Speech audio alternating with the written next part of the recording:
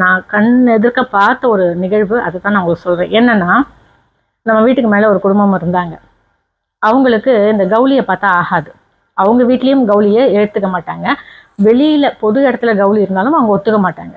என்ன பண்ணுவாங்க, அந்த கவுளியை வந்து தொடப்பத்தை வச்சு தள்ளுறது, இல்லைன்னா பெரிய கட்டை எடுத்துருந்தா அப்படி நசுக்கிறது, இப்படிலாம் பண்ணிட்டு இருப்பாங்க.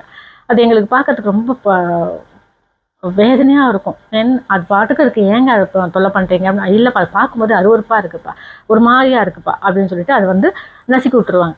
நல்ல ஒரு பெரிய குடும்பம், ஒரு 10-12 பேர் இருந்த ஒரு பெரிய குடும்பம், சொந்த வீடு.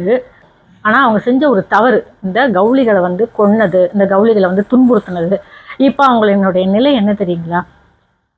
சொந்தமாக வீடு இல்லை, மேலே இருந்த வீட்டை அவங்களுக்கு அளவுக்கு அதிகமாக ஒரு கடன் பிரச்சனையால் அந்த வீட்டை விற்றுட்டு போயிட்டாங்க. வீட்டை விற்றுட்டு வாடகை வீட்டுக்கு போனாங்க.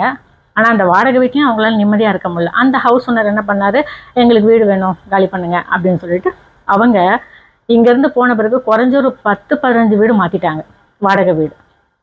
இது வரைக்கும் அவங்களுக்கு சொந்தமாக இருக்கிறதுக்கு வீடு கிடையாது.